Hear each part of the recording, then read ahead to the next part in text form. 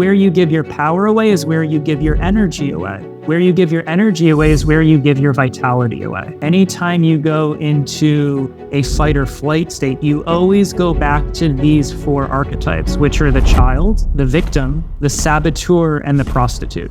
The essence of the healing journey starts with healing these 4 survival archetypes. These are the 4 most common roadblocks as to why people don't heal. And these are the most common reasons why people have secondary gain in their illness. The part of them that is getting their needs met through their pain. Whether it's getting more empathy and compassion from people, getting medical leave from a job that they don't enjoy. These are all the archetypes that show up in the healing process that prevent people from actually, on a deeper level, wanting to experience health and vitality.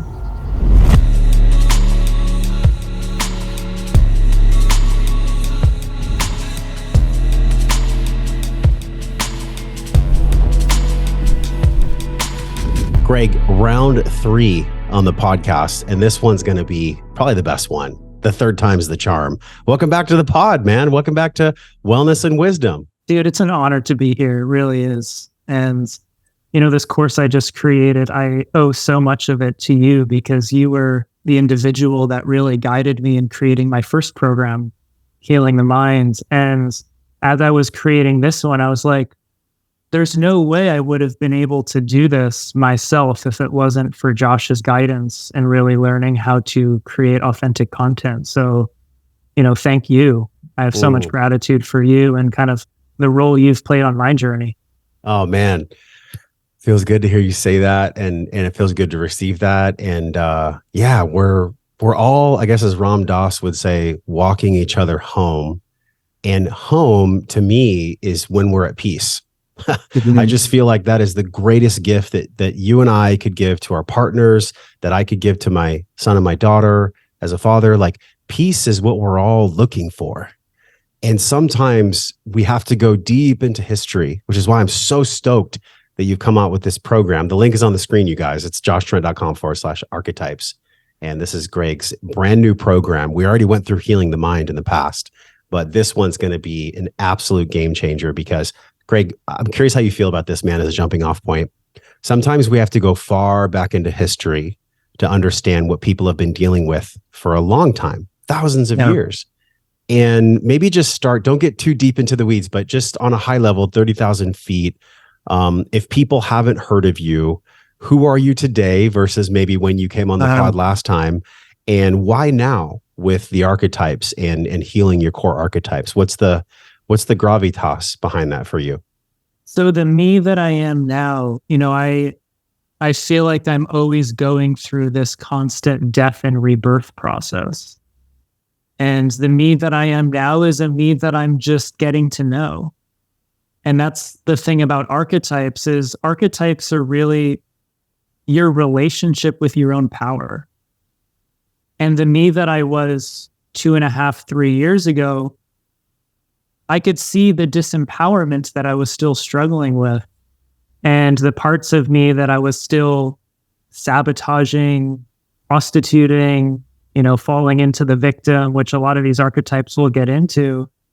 And the me that I am now, I could say I'm just coming into relationship with the power that I was afraid to embrace and the power that I was afraid to step into out of the fears of what the repercussions of that might be, which is the essence of a lot of self-sabotage, which is our fear of our own power.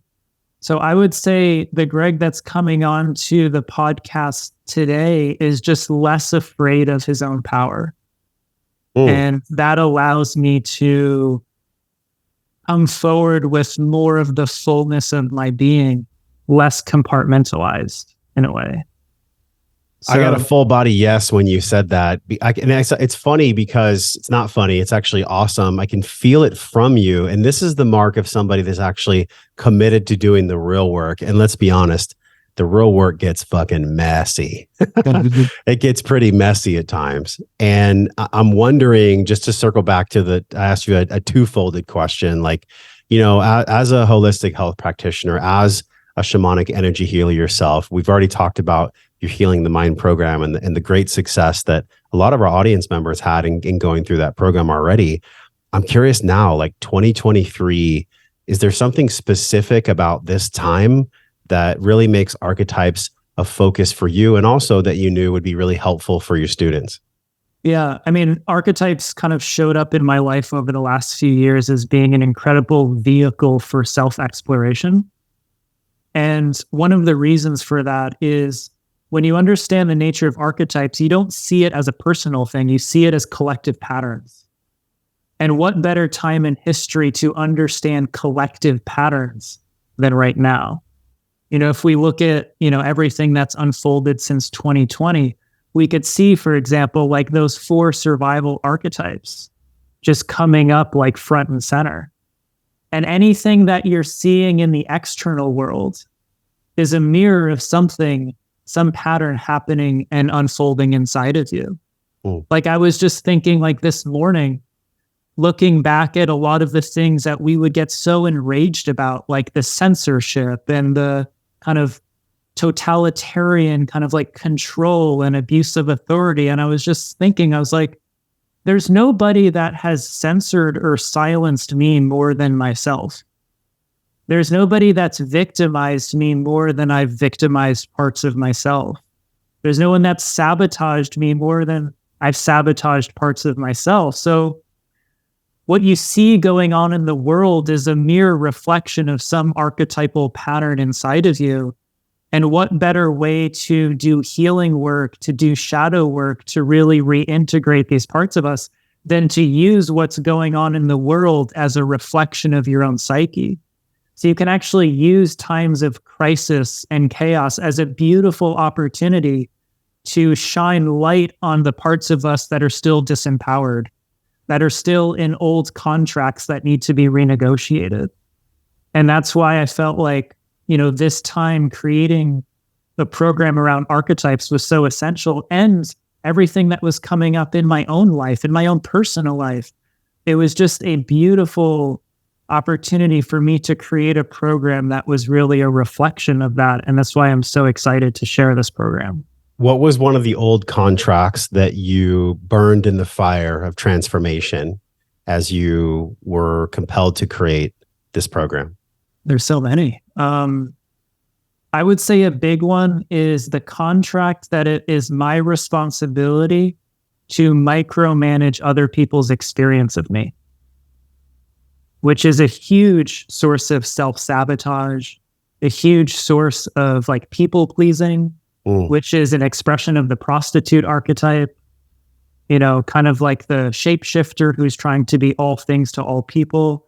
So a lot of that, contract that says someone else's disappointment is my responsibility. Someone else's trigger or upset or emotional experience is my responsibility. Therefore, it's not okay for me to speak my truth, to step into my power, to live in alignment with what feels true for me because of how someone else might be experiencing that choice. So that was a huge contract that I learned as a child that kept me safe and secure at the expense of my own freedom and empowerment. So what you realize is with all these archetypes, the initial contract is what keeps you safe and secure.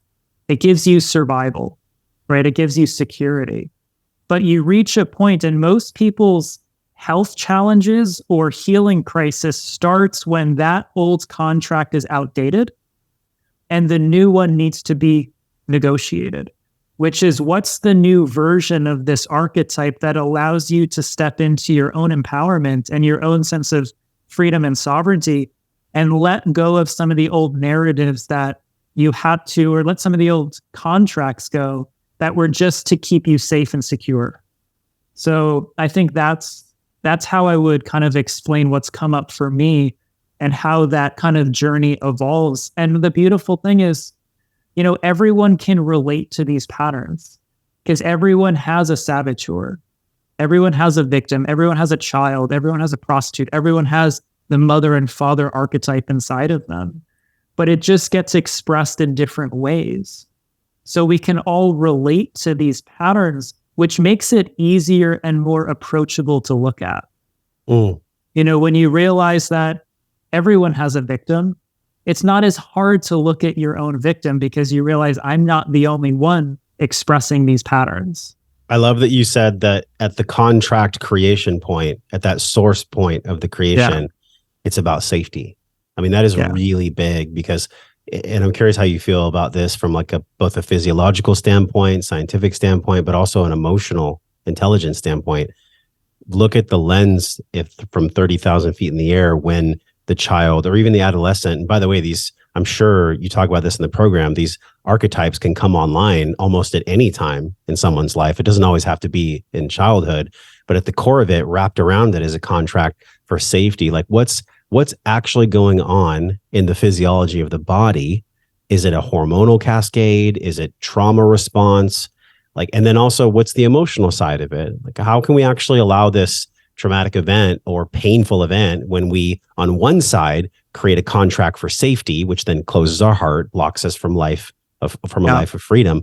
And then on the other side, we can consciously choose with the right kind of education from a teacher like yourself.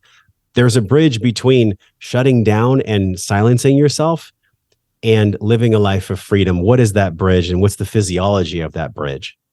I would say it starts in the nervous system, right? Anytime, as we know, that nervous system goes into a fight or flight response, we're shifting into survival mode.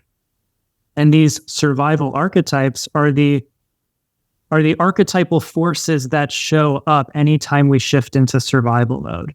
So if there's a situation as a child in which we feel unsafe processing what's coming up for us, what's going on inside of us, maybe we don't have a mother or father figure that we feel like can be a safe container for whatever process we're going through. There's a trauma response, and the trauma response is essentially there's a part of our psyche that gets frozen in time. It kind of like fragments off and it stays in that experience. And when it stays in that experience, we then recruit some sort of protective mechanism, kind of like the ISS type approach. Like we have these protectors, we have these managers that are there to protect the exiles, which are the wounded parts. And essentially, what a lot of people don't realize is parts work is just archetypes. Every part that we're working with from an IFS standpoint is really an archetype, right? So the parts work is really, it's really repurposed archetypal work that we're doing within ourselves. And it's a really easy and beautiful framework to work with. So a lot of the old contracts with these archetypes are those protective managerial type parts that are there to protect the wounds, to protect the trauma. Why do they actually want to protect the wound? I think our higher self, our most loving self, our most ascended self knows that the wound is just a teacher. Then why on earth would an archetype try to protect the wound that keeps us stuck? It's an aspect or an expression of ego, which the ego, you could say on an archetypal level, is your inner child survival team. That's all an ego is. An ego is literally a collection of archetypes that are there to protect the safety and security of your inner child, right? And you're not really able to ascend into higher states of consciousness, that 30,000 foot vantage point, until you've healed your inner child, because the vulnerability of your inner child will always keep pulling you back down, right? Almost like you can't go and leave him behind. Yeah. Right. So the ego is really, people that really have a strong ego that won't let go, that resists, that have a hard time in like medicine ceremonies and just like that's really just how wounded the inner child is. So the ego and all these parts are really there to help protect an inner child that hasn't been healed. And, for an aspect of the inner child that's kind of frozen in time. Remember, time's really an illusion when it comes to the psyche. It's really doesn't really exist in that way. Then those protector parts don't really understand that, hey, look, we're actually 35 years old now. We're not 12 years old. So the boundary that I'm setting with my partner, that's not my mother. but there's a part of your inner 12-year-old that still projects your partner as your mother. So that's where all those archetypal protectors come up, protecting you from your mother, not necessarily engaging your partner. Damn, Greg, that's so good. Okay, so obviously you've gone way down into the ocean floor on archetypes. The closest thing I've come to your research is I read King, Warrior, Magician, Lover by, Gillette and Moore. Yeah. And, the king is like this energy of creation and order. And then the warrior is the aggressive, but also the nonviolent action with an open heart. The true warrior, like Leonidas in 300, it was like their hearts were there, but violence was not always what they led with. It was their hearts. And then there's the magician that's like the initiation, the transformation, the magic of life. And then the lover, which can have its light and dark shadow as well. The one that connects us to the world, the one that connects us through love to everyone else. That's as far as I've gone with archetypes. Now, I know in every tradition, there's many, many styles of archetypes. And like you said, with Schwartz's work in IFS, maybe the parts, quote, quote, are just a way to express ancient archetypes in modern day language. Why did you choose the 4 you chose? And let's take this time to slowly and methodically unravel the 4 archetypes and how they start to show up for people that are suffering. I mean, if they don't know, they don't know, then it's unconscious incompetence, right? So we want to move them up the ladder to where they're, after working with you, consciously competent. And then unconsciously competent. They don't even know that they're healed, but they are. So let's unpack methodically the 4 that you chose to go deep on. And why did you choose these 4? Because I'm sure you could have chose many more. So the course actually goes into 7. But we're going to start with those first 4. So what I chose in the course are 7 core archetypes. The first 4 are the survival archetypes that were identified by Caroline Myss. And these 4 survival archetypes are kind of like the 4 legs of a table that kind of give you a foundation of security, right? So anytime you go into a stress response, anytime you go into a fight or flight state, you always go back to these 4 archetypes, which are the child, the victim, the saboteur, and the prostitute, right? So the child relates to your inner child. And the light side of the child archetype is your playfulness, your beginner's mind, your curiosity, your spontaneity, the light expression of your inner child. The shadow expression of the child archetype is our helplessness, our powerlessness, our codependencies, our projecting others as authorities and not taking full ownership of ourselves. So that's the shadow side of the child archetype. The victim archetype really is your relationship with boundaries, right? The victim is the part of us that feels like a boundary is being crossed. If someone is a victim of sexual abuse, for example, there's a physical boundary being crossed. If someone's emotionally abused, there's an emotional boundary being crossed. So the victim, the light side of the victim is all about paying attention to when there's a time and a place in which we might be victimized and setting a boundary.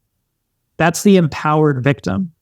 A lot of times in like the personal development worlds, there's only looking at the shadow side of the victim, right? There's kind of like, I need to heal the victim inside of me, never play the victim. Well, it's there for a reason. It's there actually to protect you from being a victim. There's a difference between being a victim and playing the victim. Right? If you're being abused in a relationship, for example, you're being a victim. So you need to acknowledge that and make a plan to take action and get yourself to safety. To say, oh no, I never play the victim, that would be ridiculous to like stay in an unsafe situation. So the light expression of the victim is empowering yourself to set boundaries. The shadow expression is when we're playing the victim to get our emotional needs met. Right? We're playing this powerless role to feel more of a sense of power and control, paradoxically. Like my dad was a physician when I was a child. I never felt a deep emotional connection to him, but anytime I was sick, injured, or in pain, my mom would take me to his office and I would get the best treatment from him, his partners, and his nurses. So the victim inside of me said, when I'm a victim, I get more love from dad. I get more empathy. I get more compassion. That was when you created the contract. That was when I created my victim contract. right? So there's a part of me that has actually used illness as a way of getting my emotional needs met, right? So there's an expression of the shadow side of the victim, right? The saboteur is what everyone knows of as self-sabotage, which everyone can kind of relate to times in which we've self-sabotaged. I think that's pretty universal. Most people I know have universal. dealt with this. But what people don't realize is the saboteur on a foundational level is your relationship with truth. The saboteur is the archetype that tries to protect you from truth. It tries to protect you from a truth that's inconvenient. It tries to protect you from your own power, because the saboteur knows that once you step into truth, once you step into your own power, everything changes. Your life gets turned upside down, right? Once you step into your power, relationships change. Once you step into truth, your career might have to change. So the saboteur actually protects you from your power and protects you from truth because it's inconvenient. It tries to keep you in your comfort zone. It tries to keep you with what's safe and familiar at the expense of what feels truthful and empowering. Because it knows that once you step into your power, everything changes, right? And it wants to protect you from that because that's the unknown, right? It's unfamiliar. The prostitute is the archetype of self-compromise. And we self-compromise usually out of a sense of safety and security, right? The prostitute archetype is always trying to ensure a guarantee. It could be working a job that you don't enjoy, but there's a guaranteed paycheck. It could be staying in a relationship that is not compatible, but there's emotional security there, right? I remember, I always like to go back to childhood because that's where these archetypes really formed. I remember my mom giving me some money to go to the movies with some friends. I was like 12 maybe. And I remember buying my friends movie tickets. Now, at the time, I was like, oh, I'm being a nice friend. I'm being generous. But now looking back, doing this work, that was my prostitute.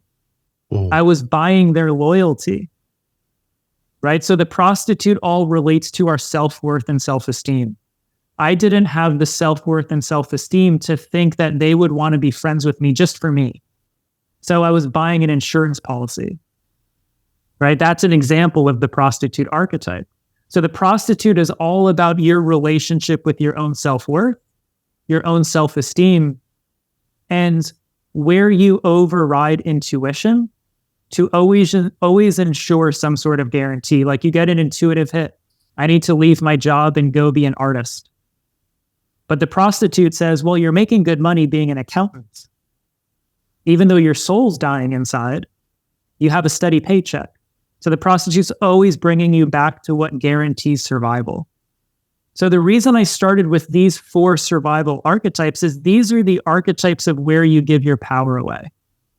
And where you give your power away is where you give your energy away. Where you give your energy away is where you give your vitality away.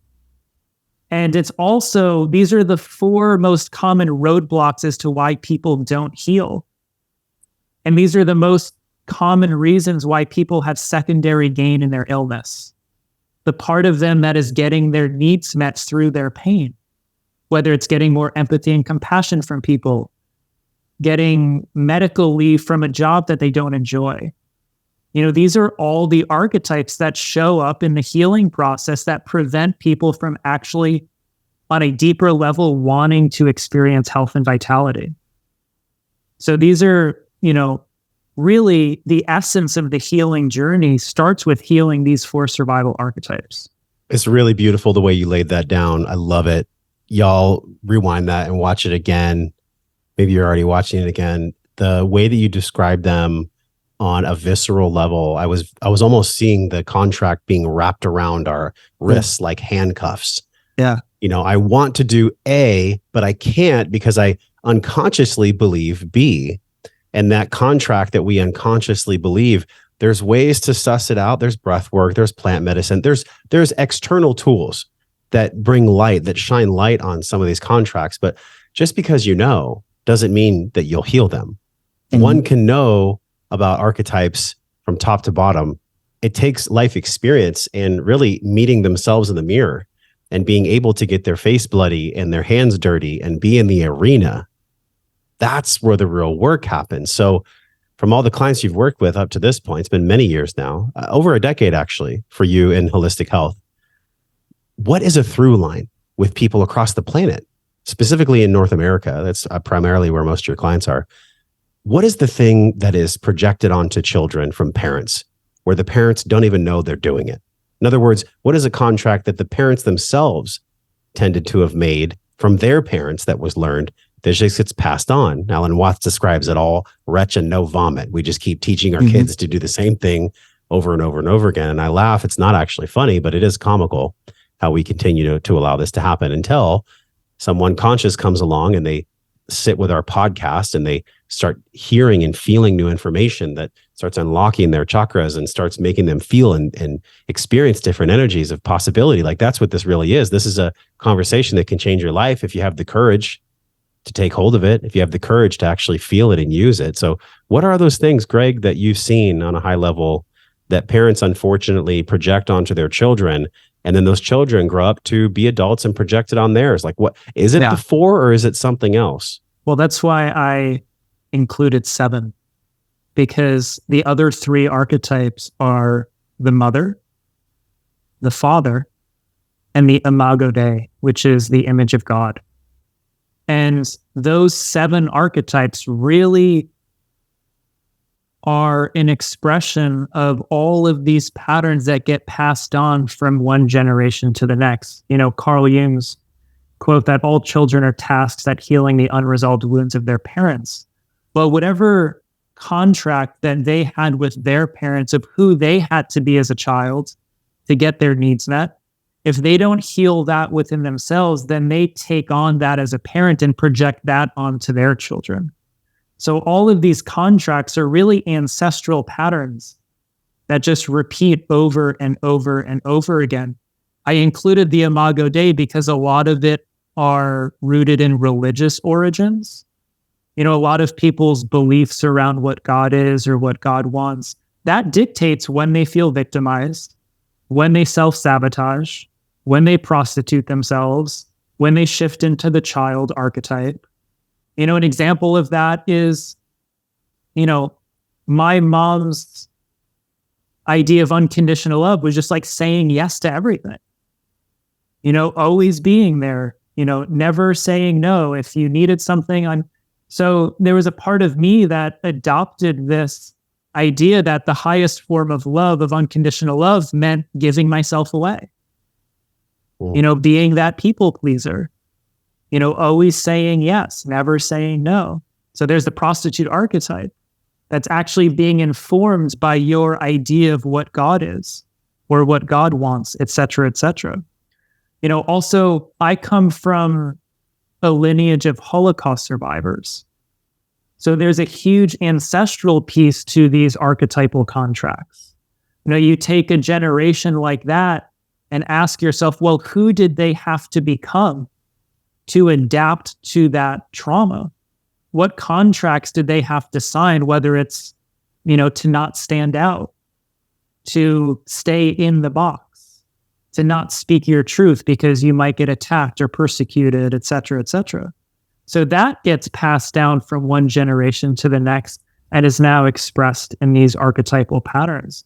So if you look any way you want to go about it, there's an ancestral piece to all of these archetypal patterns. And that's why they're collective patterns. They're not personal things. If they were personal, it would just be for Josh. But the fact is, well, the patterns that Josh is exploring in himself, it's the same victim that I'm exploring in myself. We just have a different lineage. We have a different ancestry. We have a different childhood environment.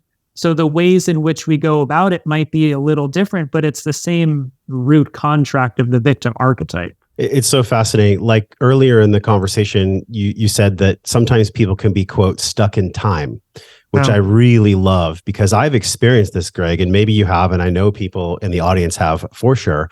Have you ever met someone and they're 50, 60, maybe even 70, yet their responses to life are so reactive that it almost feels like you're in the presence of a teenager or the presence of a child. Now, it's not to be mean to these people or call them out or to be rude, but it is to say that we all intuitively feel, if you've done any work on yourself, that to the degree somebody is aware something was fractured. Native Americans call it soul loss. Sometimes it happens for people in psychedelic ceremonies where they just get hit so hard that they never come back from that. And maybe even looking at the fracture causes them so much fear that they don't trust themselves that they could heal it. What I'm trying to say is, like, when we have events that happen for us, not to us, I really believe this. I believe this with my heart and soul now in my life, based on everything I've been through. Everything is truly happening for us, regardless of if we feel like it is. Because sometimes the feelings can be so overwhelming. There can be maybe 3 or 4 contracts created because of one traumatic event. Who knows? Yeah. People can't be trusted. The world's not a safe place. I can't trust myself to defend myself. Whatever it is, the list goes on and on. What do you feel about people that are, quote, stuck in time? I've experienced this on both sides of my family tree, and also my lady's family as well. There's a certain person or two in her family that exhibit this kind of behavior, Greg, this stuck in time. It's almost like their psychological and their emotional maturation halted at the moment of the trauma. Can you unpack that a little bit more? Yeah. Like we were saying earlier, anytime we experience trauma, the part of our psyche that fragments off gets frozen in that experience. And as that happens, we recruit a protective team. That's an aspect of the ego structure to protect that wound, protect us from any situation in which we might re-experience that trauma. And it could literally be as simple as you got mugged by someone in a red sweatshirt. And anytime you are walking down the street and you see a red sweatshirt, a part of your psyche associates that with that trauma and goes into a stress response. Now, you even having a conversation with that person, there's a part of you that'll kind of be on guard all the time. Yeah. So all it is the ways in which we try and protect core wounds. And the paradox is what our ego is always trying to protect is what life is always trying to annihilate, right? So life literally has a target on your core wounds because the universe knows that until you heal those core wounds, you're always going to be brought back down to that level of development. So life is literally going to orchestrate situations. If you want to really understand the true law of attraction, you're literally going to attract situations in life that are going to give you an opportunity to heal a core wounds that you experienced as a child. It could be there's a core wounds that meant, there's a contract that it's not okay for me to speak my truth. Well, guess what? Life is literally going to give you situation after situation in which you're being called to speak your own truth. And once you do it, you heal that core wound and life no longer has a target on that anymore. But what the ego tries to do is protect the wound at all costs, right? So it starts people pleasing, facading, avoiding situations, sabotaging, self-censorship. Why? To avoid any possible situation of re-experiencing that wound. That's right. It's a protector in a way. It's a loving protector, but it's not talked about. Look at Ryan Holiday's book, Greg. Ego is the enemy. It's such bullshit. It's bullshit. I'm not here to kill my ego or not be the friend of my ego. I want to integrate my ego. Who says the ego is the enemy? Ryan Holiday. The ego. Ryan Holiday's ego. Is only egos have enemies. Yes. The soul doesn't have enemies, right? Only egos have enemies. And all enemies are essentially things in life that are going to activate in you what still needs to be healed. That's all an enemy is. And an enemy, a lot of times, like, I made the social media giants the enemy because they were censoring people. Well, they were just mirroring back to me a part of myself.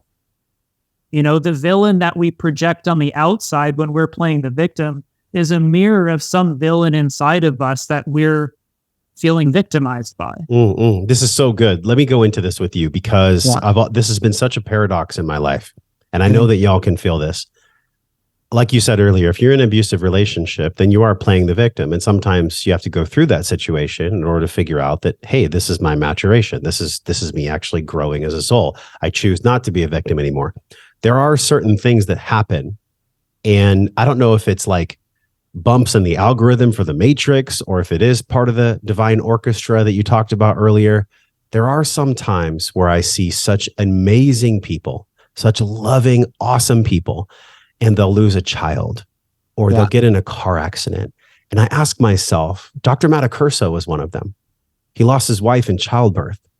And I thought to myself, here's a man who's dedicated his life to service.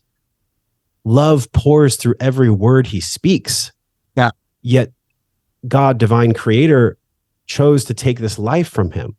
In other words, there's such crazy things that happen, such unimaginable, such unexplainable, horrific acts that don't make any sense to the conscious mind. Yeah. How do you describe that in this divine orchestra? And what does one even do with that? Where if there's somebody on the podcast with us right now and they've gone through a death in the family that's still hurting, they've lost a child, they've been through a very serious physical abnormality, whatever it is, like fill in the blank. How do you even begin to do the work on that so that you can be at peace and that your ego is just not leading you around angry at life itself? I'm going to borrow one of Matt Kahn's teachings. Matt Kahn's one of my favorite spiritual teachers. And one thing he said that really stuck with me is a lot of the spiritual journey is how you move through devastation.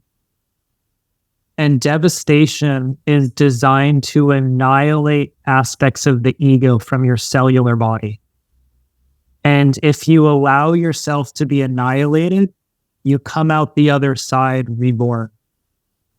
And you're reborn with less ego, which creates more space for the expansion of your soul. Now, he says that evil is actually when people move through devastation, but the ego comes out the other side, where the ego was supposed to be annihilated through that process. But it's kind of like it makes it out the fire on the other side with its burns. And now you have evil. Now you have the desire for revenge. You have et cetera, et cetera. So I love this premise that, anything that we're holding as attachments of conditions, of expectations, of whatever it is that's keeping our ego, that's keeping the limited expression of us. Life is always going to have a target on that. Life is always wanting to annihilate that, because the annihilation of expectations, the annihilation of attachments, the annihilation of disappointments, the annihilation of all of that is what creates the space for our soul to really expand, for our light to really shine.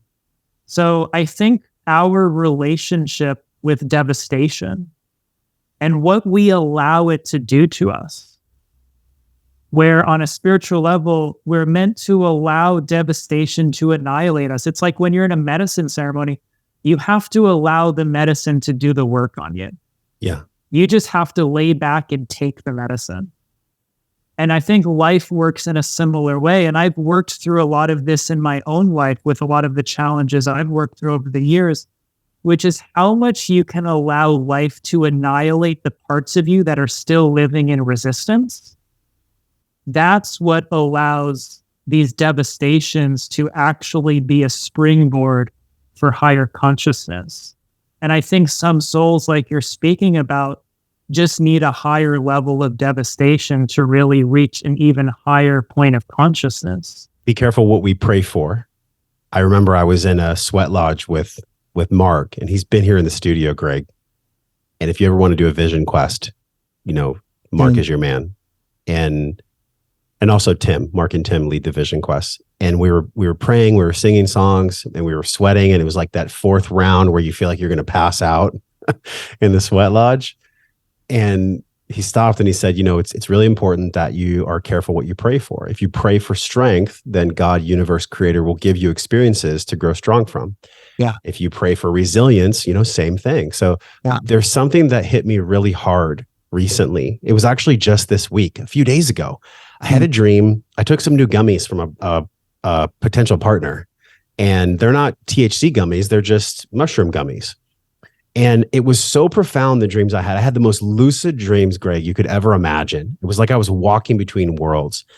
And I was just bear with me while I tell this short story. And then I'm going to ask you the laser question that I was feeling.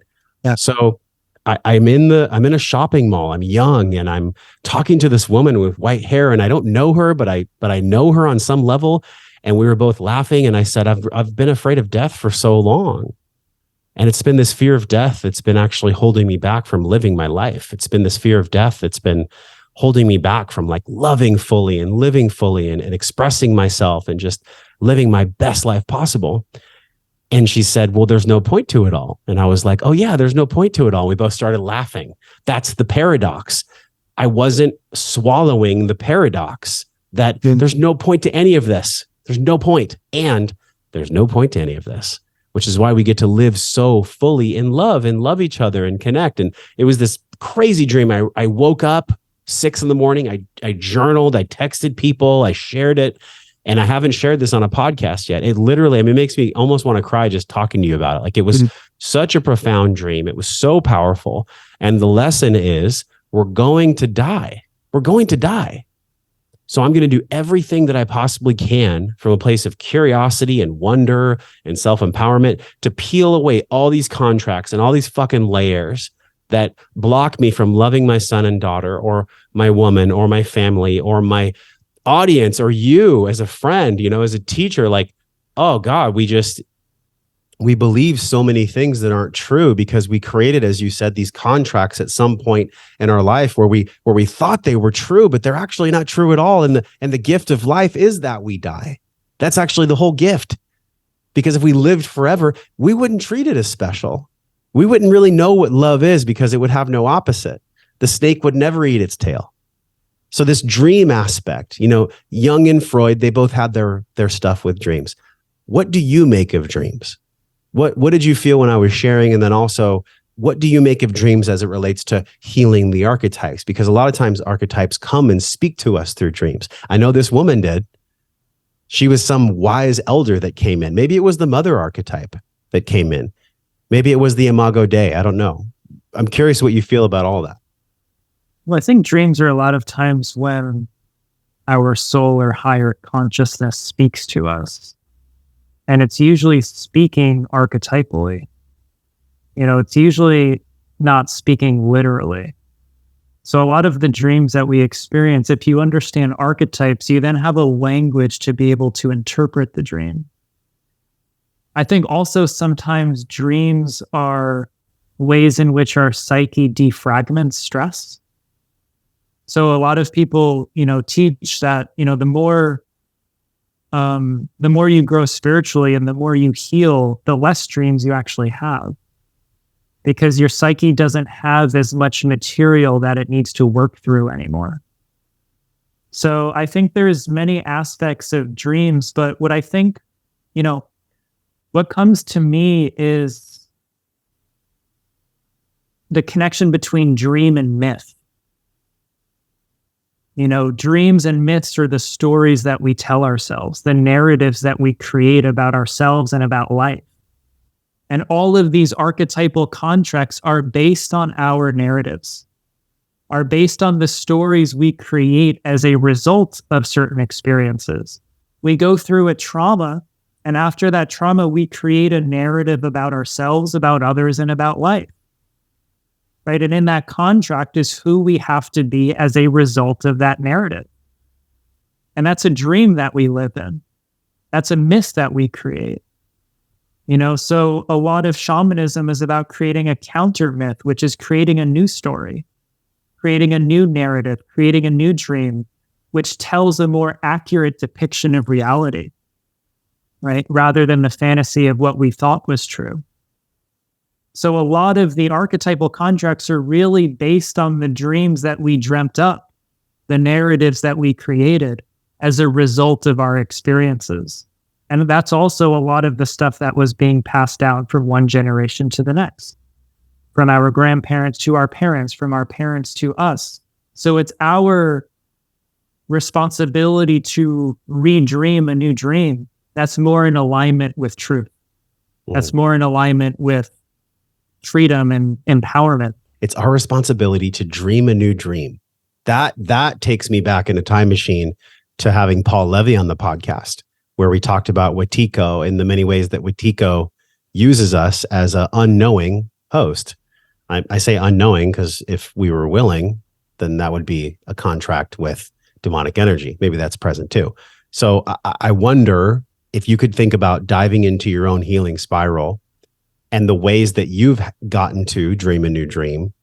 I mean, I've heard so many people talk about this. We had Kelly Brogan on the show. I think you and I even talked about it on our first podcast, the healing spiral. Things will come around. Like you had said, sometimes when someone's spiritual development is so high, maybe they won't have a lot of dreams because they don't have really any work to do at that moment. But eventually, Greg, it's like the chickens come back to roost again. Have you ever dealt with this yourself? I know I have. I thought something's healed. And then 3 years later, it's like, boom, it just hits me in the face. I'm like, I thought I healed that. I thought I healed that, Yeah. There's a way you can reframe that. Because a lot of times we have this illusion that if we keep revisiting things or if the same things keep coming up, it means we haven't healed that in ourselves, which maybe that's true, but I think there's a possibility that that's not true. And the reason it might not be true is a lot of the things that we're healing within ourselves are not actually ours personally. They're collective patterns that we're voluntarily working through as a way of transmuting that energy out of the collective. So, for example, a lot of times if I have anxiety that rises up in me, I could say, oh my gosh, I haven't healed my anxiety. Or I could say I'm having the experience of anxiety, but I don't need to call it my own that I need to keep working on. And you then allow your body to be a vessel of transmutation, which means that whatever patterns are coming through, anxiety, depression, OCD, this, that, essentially you're allowing yourself to be a vessel of healing for whatever that collective pattern is. And the revisiting might be you're now at a higher state of consciousness to revisit that thing, to transmute the energy, but not necessarily have to call it your own. A lot of times people keep reverting back to old patterns, going back to old traumas, and recirculating the same energies because they think it's theirs. So there's actually a part of their ego that takes ownership of it. It's kind of like the shadow side of taking ownership of like, this is mine. And there's a part of you that doesn't want to let it go. Mm. So if you actually shift the mindset from this is my anxiety to this is my experience of anxiety, it's a whole different energy. You don't see it as something that you have to keep working on like a never-ending project. And instead, you see it as an opportunity for you to transmute an energy using your body as the vehicle. Se posso respirare, posso scegliere. If I can breathe, I can choose. If I take a moment to breathe and like actually pause and ask myself, is this trauma even mine? Or is this thing even mine? Could I be healing something collective in the ceremony called life, where we're all juggling around in a cosmic soup, Greg, and you and I are bumping into each other? Like, there's many things that can occur, especially when we live in large metropolis. Like, my heart goes out to people that live in New York. I just don't even think they know that they don't know that they're kind of bathing in not just EMF, but trauma all day long. Sirens, noise pollution, smog, just insanity. I wonder what you make of this, like to go back and pull the e-brake a little bit, because I want to get your take more on the dreams. A lot of people follow Freud. A lot of people follow Jung. And I know you probably have studied both, but maybe you've gone a little deeper into Jung. Probably more so than Freud. So this is interesting, and this is an excerpt that we'll have in the show notes. Jung criticized Freud for focusing purely on the external and the objective aspects of a person's dream, rather than looking at both the objective and subjective content. Finally, one of the more distinctive aspects of Jung's dream theory was that dreams could express personal as well as collective or universal contents. This universal or collective content was displayed through what Jung termed archetypes. And that's why I asked you, if we're bathing in this cosmic soup, and like you said, maybe it's not ours, how do we decipher that? Like, how do we know when something's ours or not? It's ours and it's not ours at the same time. I mentioned Matt Kahn earlier. He had this teaching once that I really enjoyed. He's like, if you went to visit hell, if hell was a real thing, and you listened to the voices of what was being said there, all you would hear was my pain, my trauma, my this, my that. You would hear the word my at the beginning of every sentence. And he said, what if we eliminate the word my and just allow it to be the experience of blank, the experience of pain, the experience of trauma, but not necessarily mine? There's actually more of a willingness to step into it because you realize that you're coming to it from an empowered place, knowing that your engagement with that energy is not just supporting the healing and evolution of you, but for a whole planet, right? So when you actually let go of this attachment to what's mine and you see it as collective patterns, there's actually more of a willingness to take responsibility and ownership, not less. A lot of times we think, oh, it's just like I'm being detached or dismissive or not taking responsibility, none of it's mine. But if you actually see the truth of it, it actually paradoxically becomes the opposite. You're like, oh, healing the victim in me is actually supporting healing the victim in everybody. Healing the prostitute or saboteur in me is actually supporting the healing of the prostitute and saboteur in everybody. Mm-hmm. And therefore, your healing then becomes a contribution to a greater whole, not just for you. There's almost like more of a sense of empowerment in that, and there's more skin in the game in your own healing process. So that's where, like, yes, it's personal because you have your own story. But the vehicles in which you're using to act out that story are the same archetypes, right? You have your own victim story. I have my own victim story, but it's the same victim, right? So you healing your victim story is your contribution to healing the victim archetype.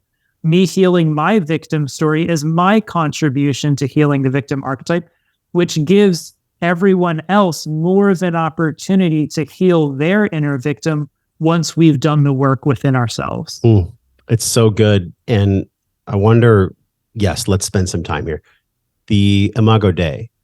Yes. So the mother and father are fairly self-explanatory, and, you know, everyone with us in this audience is definitely committed to doing the work. So they've already probably come into touch in some forms with mother and father archetypes. But the Imago Dei is really interesting to me because I've never really studied that whatsoever. Why did you choose that? What is the meaning of that for people on this path?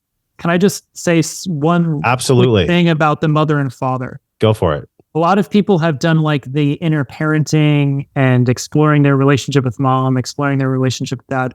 But one aspect archetypally that a lot of people aren't fully aware of is your relationship with mom and how your mom received you.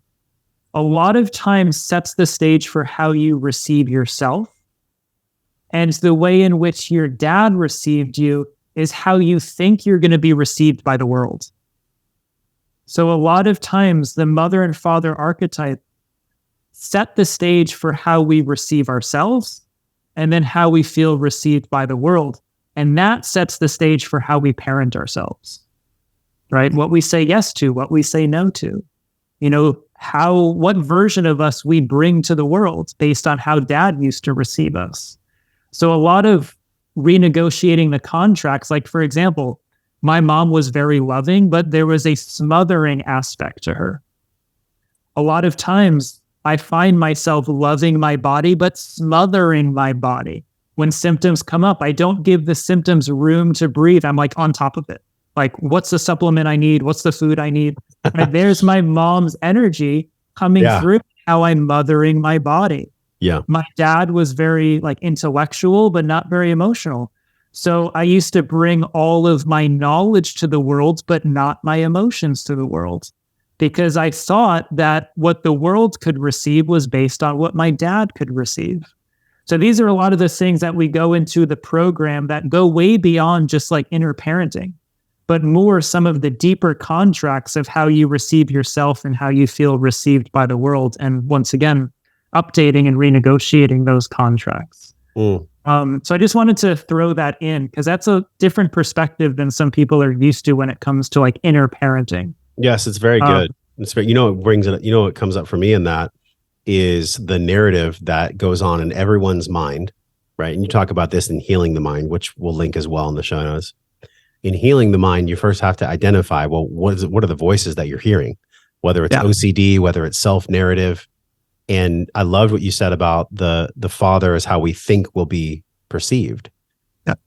That's a big one. I think there's a collective masculine wound in this world. Otherwise, king, warrior, magician, lover, and even the archetype of the king wouldn't be such a talking point for, it seems like, almost every influencer that's in personal development or psychology right now. I think there's a return, there's a call for the sacred masculine. And I wonder, like, I'm glad you stopped us, because I wonder what you even feel the sacred masculine is in 2023. It's so much different than maybe what was projected onto us when we were kids, the knight on the shining horse, and that's what's masculine. It's like, well, I think 2023 and beyond is calling for something way different. And I wonder what you feel that is. I think it's the word container comes to mind. It's doing the work within yourself to be able to be a strong container for the feminine. Right? The feminine is that like deep vulnerability and all that movement that goes on inside. But the masculine is the container that holds the space for that process to happen. And until we've done the work within ourselves and become whole unto ourselves, we can't effectively be a container for anything or anyone else. Because anything that comes up for someone else is going to trigger some part of us that's unresolved. So we're not really going to be able to be a safe container. And, for me, a lot of the inner work, the purpose of it is to continuously empty yourself. The more work you do within yourself, the more you empty yourself. And the more you empty yourself, and there's less content inside of you. Like Ram Dass calls it the emptiness of compassion. Of as you empty yourself more and more, now you can actually be a container for the feminine to have its process. So that's where I feel like the strong masculine is in the empty container. Right? And in order to do that, you have to heal these archetypal contracts, because if you don't, you still see yourself in everyone else's narrative. And you can't actually be a container for someone else if you're still entrenched in their narrative, right? If you're still a part of their story, rather than seeing their experience as their experience.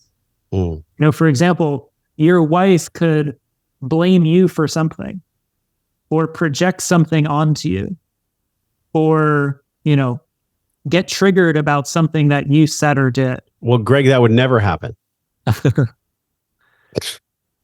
Now, if you still see yourself as a child that's responsible for her experience, you can't effectively be a container for her experience, because you're going to go into guilt, shame, defensiveness, etc. So once you see her experience as independent of you, now you can actually be a container for it. So good.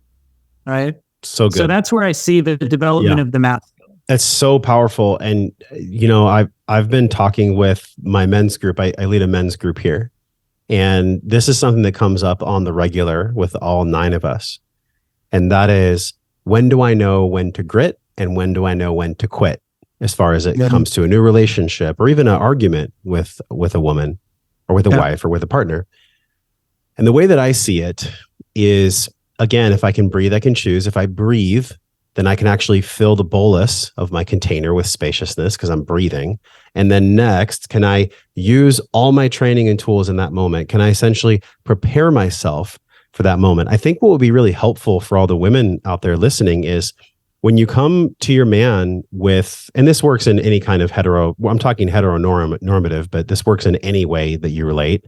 When you come to your man, women, with a complaint or a grievance or something, give him somewhat of a heads up so that he can prepare himself and ready all of his tools Now, this doesn't happen all the time. I know sometimes shit just happens, but I'm just saying, like, if a man's on the conscious path and he chooses a woman to be on the conscious path, I'm just giving all the women out there just a way to get more out of the relationship with your man that you want. And that is prepare him, prime the pump, if you will, and say, hey, babe, I've been really feeling, subject A. Can we talk about subject A tonight? Give him a primer, give him something where he can prepare himself to really think and hold space and be a bolus container that allows him to give you women everything you want. All you have to do is just give us a slight heads up that it's coming. And I promise you 10 times out of 10, it's always going to work out more loving, more connected, and give you everything you want just by giving him what he wants. Now, that's my own experience in life. It's definitely the experience of the men in my men's group. I'm curious for your clients, is it the same? That kind of relational dynamic, that kind of conscious communication? Yeah, it's really just letting your needs be known. And you're setting yourself and the relationship up for success when you do that. It's kind of like one of the 4 agreements of never make assumptions. When we're assuming that our partner knows what we want or what we desire or what we need in that moment, that kind of sets us up for disappointments. And over time, yes, it doesn't need to be as spoken because we start to learn each other. But, the more we can be expressive of our needs, the more we set our partner and the relationship up for success.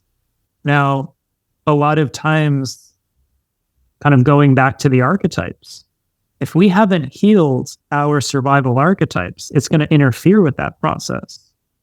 For example, if we still have an unhealed victim story, then we're going to look for ways to confirm it. If we have an orphan child that says, no one's ever there for me, I always have to do things myself, then we're going to look for ways to confirm that. And that might be not expressing our needs to our partner because the child in us says, remember what happened when we did that last time? No one was there for us. We got disappointed. So let's just do it ourselves. Right? So you could see how a lot of these old archetypal contracts actually get in the way of conscious communication if we haven't fully healed that narrative. Now, in the program, you go into depths on the practicality. That's a big word, practicality. Yes. Because a lot of times this stuff can be so esoteric that people could get, without the right guidance, they could get lost. So in the program, you definitely go into the depths of the practical uses of how to identify when one is operating from the archetype and how to move through that effectively, most loving. Yeah. I made this program as practical can be. So I took the 7 archetypes, the 4 survivals, the mother, father, and Imago Dei. And we'll loop back to the Imago Dei because I know that was one that we were wanting to get to. Yes. And so we have 7 archetypes. I created 4 sections for each archetype. So the first section is really diving into what the archetype is. What it's all about, the light and shadow, where it shows up. That's part number 1.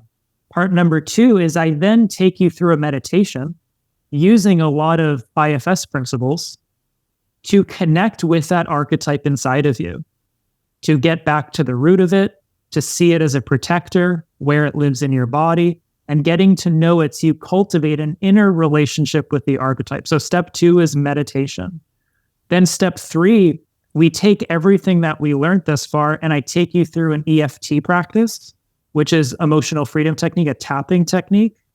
And we do a lot of repeat after me's where you're speaking certain words that I'm kind of literally guiding you through step by step. You're putting the unconscious in a malleable state where you can start attaching and we're programs. Going to the body at the same time. Yes.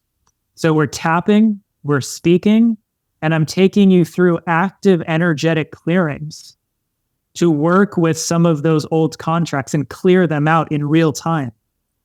And then in part 4, we then do some journaling and integration.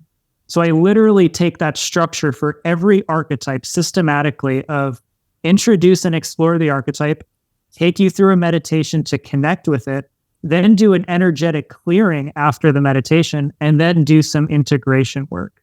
So it's like so simple and practical, but it's not one that I'm just giving you the information and here you go. It's active healing taking place in real time. Right. So I was so excited when I just had the structure of the course in my mind. I knew exactly how it needed to be. So people were taken through a systematic process of healing the archetypes. I mean, it's amazing. And I know you, because I went through Healing the Mind myself. So I know it's incredibly thorough. It's on the screen right now for everyone, joshtrent.com/archetypes. And you get 20% off, by the way, if you use the code Wellness Force, which is a huge discount. It's not easy and it's very time consuming, very energetically draining. I know I've created programs and so have you. So thank you for that generosity. It's the code Wellness Force. You get 20% off at joshtrent.com/archetypes. Let's shift to the last segment where we talk about the Imago Day, because yes, I haven't gone into that at all. And we'll save the seventh, the crown, the keystone for last. Why is this important for us to know? What does this mean for our own healing? And what does it represent in the realm of healing, the Imago Day? The Imago Day, which means image of God, informs all other archetypes, right? So the Imago Day is the original archetype. Right? The image of God is the original archetype, and everything is informed by that one. And essentially what that looks like in real life is whatever your beliefs are about what God is, whatever you were taught by your parents or your church or your temple or whatever it is, that informs every other archetypal contract. For example, if you were taught that God is a father, that triggers your child archetype. If you're taught that God is going to punish you for doing certain things, that activates your victim archetype when you feel victimized. If you believe that God wants this from you and wants you to do this and whatever it is, any wants or desires that God has that are projected onto you, that could activate your saboteur archetype. Right? Ways in which you sabotage yourself if it differs from what you think God is wanting from you. Your prostitute archetype, if you're taught always to say yes to everybody at the expense of your own well-being, that could activate the prostitute archetype of self-compromise. So you could see how the Imago Day, what your beliefs are around God, literally dictate how you engage every other archetype. And also, your relationship with God and your relationship with death will inform all your survival archetypes. Remember, these 4 archetypes of child, victim, saboteur, prostitute, they're survival archetypes. So if you have a belief about reincarnation, that's going to change your relationship with survival archetypes compared to if you think it's just lights out. Right? How is that going to inform your relationship with money? Your relationship with what you say yes to and what you say no to, your relationship with taking risks, your relationship with following your intuition when it goes against what feels safe and secure. If you have a belief system of the soul, right, our consciousness that's beyond just this physical realm, you're going to feel more free in yourself to live according to what your intuition is telling you to do, versus someone that is maybe an atheist or just believes it's lights out. They're going to be more security oriented. Right? So because they believe that this is all there is. When we die, we don't go anywhere. We have to preserve and prolong this at all costs. That's right. Right? So a lot of this comes down to your relationship with God, source, the universe, whatever word you want to use, directly connects to your relationship with your intuition. Right? Because your intuition is essentially an expression of the higher self that's guiding you. And the higher self that's guiding you is always guiding you towards your potential, which a lot of times goes against what feels safe and familiar. So if you're still steeped in your survival archetypes, always needing to go into self-preservation, you're going to override intuition to always go into that self-preservation. because the two are in conflict. So a lot of people say, well, how come I can't hear my intuition? How come some people are psychic and others are not? Well, a lot of it starts with healing these survival archetypes. Because once you heal these survival archetypes, now you're in a different relationship with truth. And when you're in a different relationship with truth, now it can come in without as much interference from all of these survival parts telling you why that's not a good idea. I feel like this has been a spiritual pressure wash today on this, because look, to be human is to collect sediment and dirt. And I'm going to butcher this a little bit, but I love passages like this. And it is that we already have truly everything we need inside of us. We really do. We have this incredible diamond, this soul that inhabits our body. Yet the window into the soul, it gets sooty and it gets dirty from tension and confusion. And we just forget, like, in order for us to clean all of that away, we have to just first acknowledge that the window into our soul is dirty.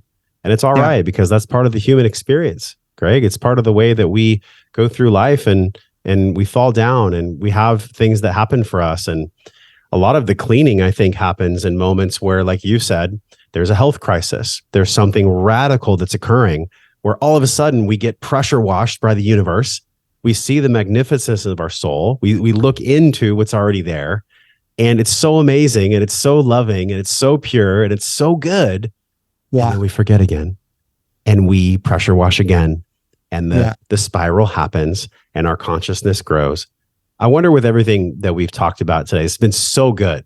I've loved our conversation. I know everybody else has loved it too.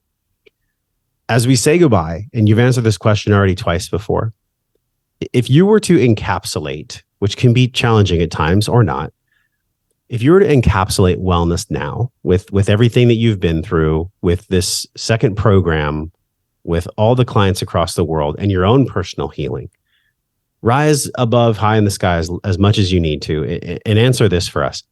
How do you define wellness now with the healing spiral that you and all of us are in? What do you think it takes to really live life well? That answer is always changing. I feel like, being on your show 3 times, I'm giving 3 different answers, which it's supposed to be that way because it's ever evolving. Yeah. I would say living well right now for me, what that looks like and what I aim to experience is the letting go of my way and surrender to life's way. Letting go of my way and surrender to life's way. And the reason I say that is we spend so much time and energy trying to work on ourselves and trying to make things happen. And what I've started to realize, especially with a lot of this archetypal work, is if you're willing to participate in life fully, life is already doing the work for you if you just show up. You don't have to work so hard on yourself. You just have to allow life to have its way with you. Like we were talking about the devastation and the annihilation and that kind of power washing, that steam cleaning. That's life doing healing work on you by you just participating. You don't have to constantly poke and prod at yourself, because a lot of times the poking and prodding at yourself is actually us subtly trying to avoid life doing its work. It's like, let me do this on myself because I know if I open myself up, life's going to do it for me, and it's just going to be more challenging to my ego that's wanting to get cleared out. So it's really the letting go of my way and surrender to life's way.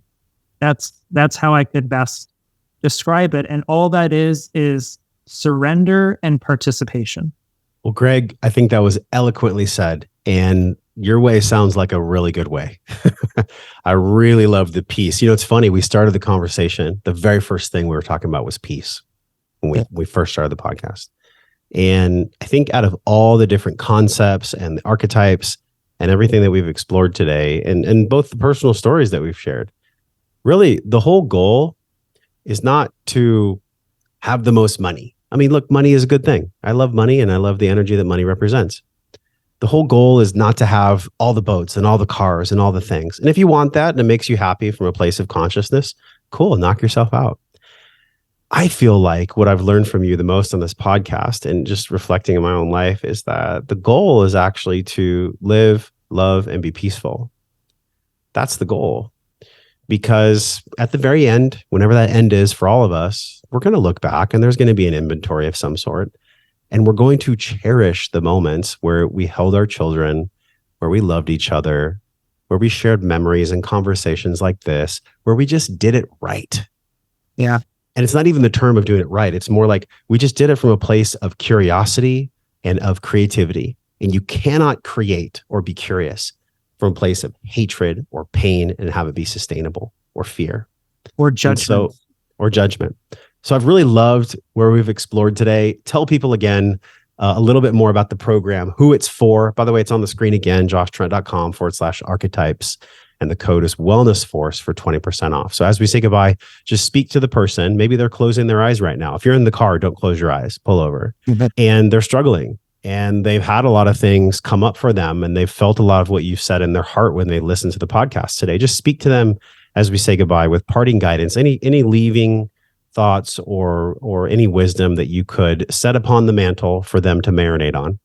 The first thing that I'll share is that the reason I was able to create this program is because of how many times I've fucked things up, how many times I've sabotaged myself, how many times I've prostituted myself, how many times I've played the victim, how many times I've fallen into the child archetype.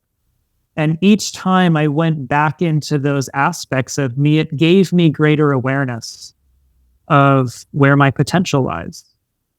So the first thing is exactly where you are, exactly what you're struggling with, exactly the ways in which you're sabotaging or whatever it might be. Know that the only reason I was able to create this program for you is because I'm walking that path with you. I'm not even ahead of you. I'm not behind you. I'm by your side, walking that path with you. And that's why I'm so excited about this program, is because it's a program that really came from my heart. It's a program that came from my authentic life experience of understanding these archetypal patterns within myself. The light, the dark, the pretty, the ugly, all of it. And when you can understand that, you realize that we're all on the same journey. Like you said, we're all walking each other home.